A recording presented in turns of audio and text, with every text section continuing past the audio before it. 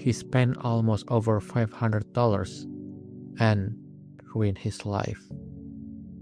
It started with just $10, a quick spin, a harmless thrill, a few glowing stars and one more pull. It didn't feel dangerous, not yet. However, every spin whispered the same lie. Maybe this time, maybe this pull will be different. Just one more pull. But before he knew it, his phone wasn't just a game. It was a slot machine. The kind that doesn't blink when your card gets declined. The kind that doesn't care if you're behind on rent. Or if the girl you love is packing her bags because you lied again and couldn't handle the addiction. All of this for a 5-star character he can't even be with. A character that only exists in his fantasies.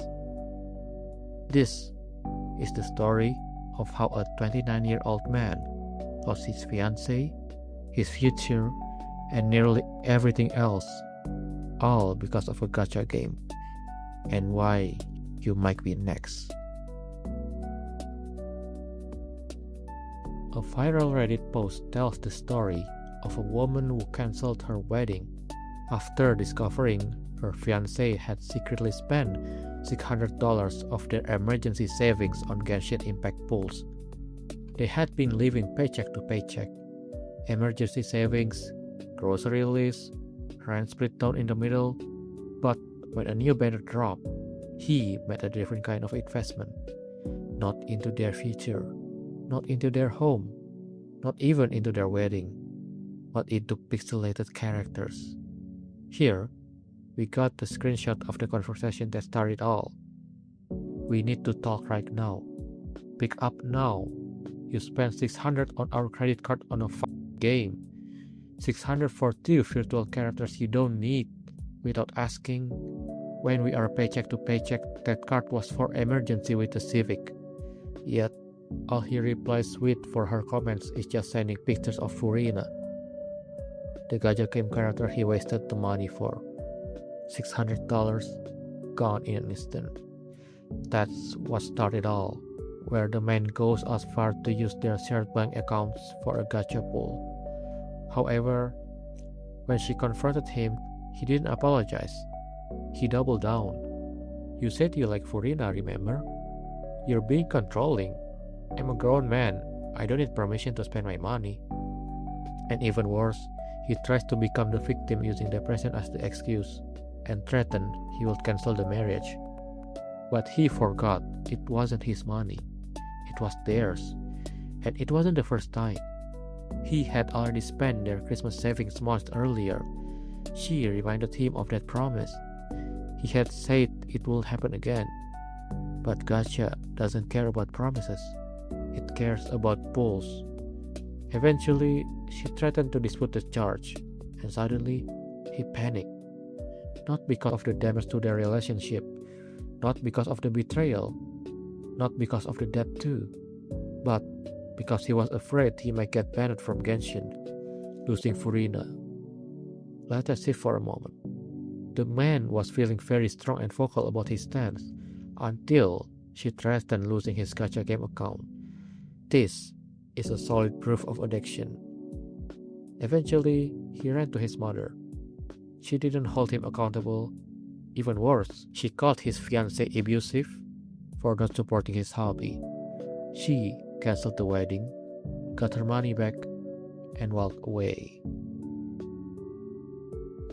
Well, we will first discuss what gacha games are.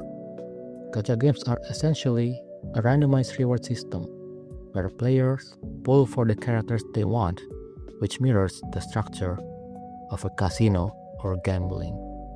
This is gacha games. You might know them as mobile time killers, pretty characters, flashy attacks, daily login bonus, but under the surface, they are basically casinos, built pixel by pixel with behavioral psychology in mind. The colors, the music, the rewards, it's not random. It's designed to trigger it. A study from Osaka University linked gacha pool behavior with gambling disorder.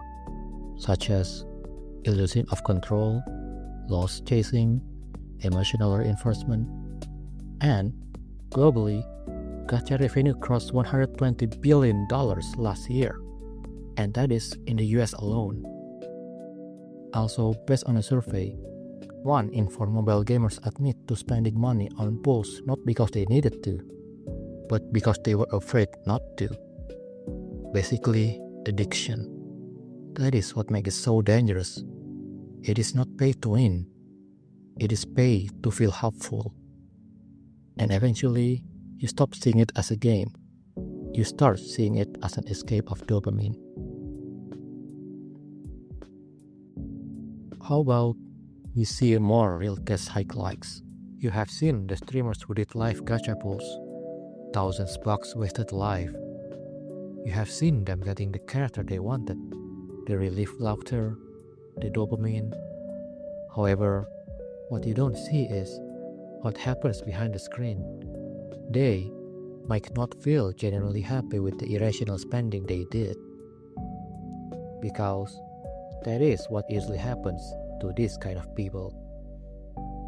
How about we start with another real case scenario?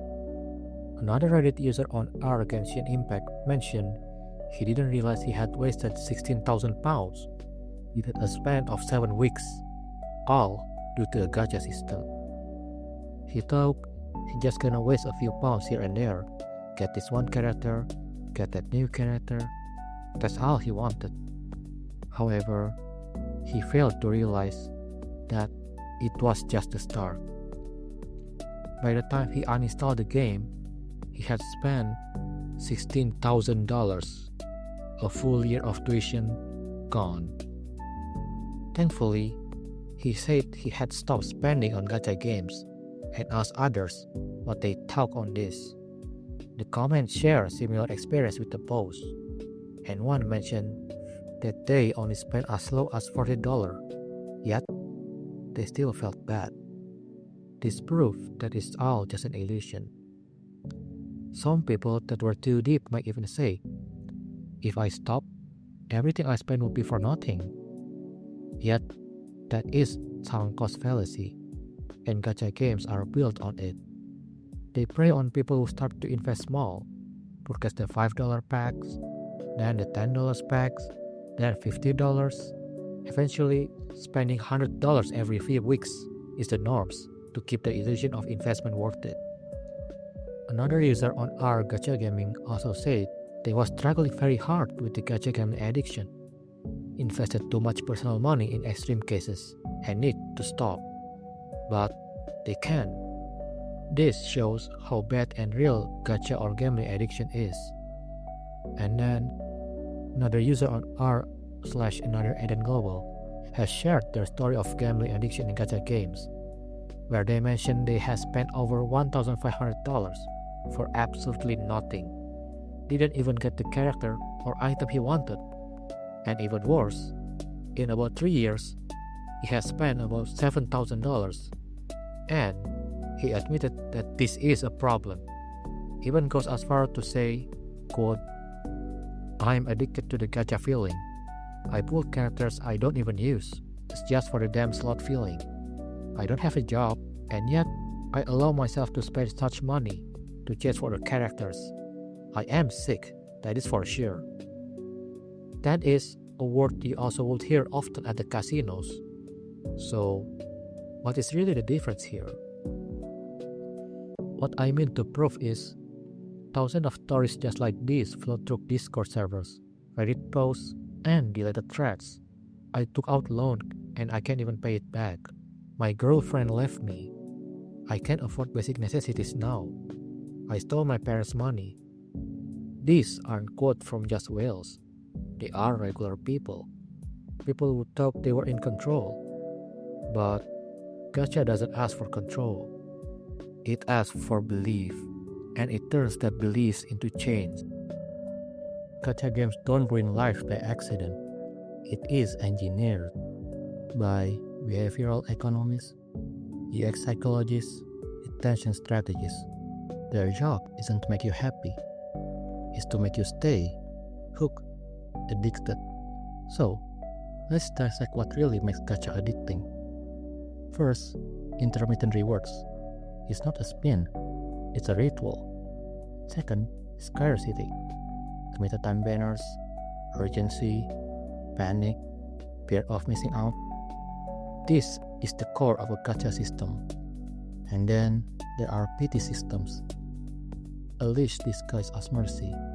You pull, you hope, you don't win, yet you still keep on pulling for more, and the cycle repeats. Every sound, every sparkle, every animation, weaponized. They know what makes you click, what makes you spend, what makes you stay, and when it all falls apart, they won't say we did this. They will say, you just weren't lucky. Let's stop talking about other people. Let's talk about you. Have you ever lied about how much you spent, even just a little? Just a $20 top up. I would only pull a few times. Have you stared at the banner, heart racing, eyes burning, not sure if you were excited or scared? And afterward, when the music stopped, when the unit didn't drop, did you feel shame? Because that feeling wasn't yours. You weren't born addicted, you were trained. That's a warning sign. We are not here to tell you to quit gaming, cause credit to where credit is. Some gacha games has amazing story, beautiful environment, and lovable characters. This what initially hooked the players to stay, beyond the gambling addiction. Because they are the escapes. They are sometimes the only thing that feels good. However, when a game starts taking more than it gives, when it turns routine into obsession, money into silence, joy into guilt, then it's not a game anymore. It's consumption, and you're the product. If you feel like you have been called throughout this video, maybe this is a sign for you. From now on, set a limit. Track your spending. Talk to someone. Because gacha or gambling addiction didn't look hard for prey. The prey will come to them. Don't let it consume you. Thank you. Subscribe for more exposes on the digital, mysteries, psychological issues that we plan to uncover more. See you next time.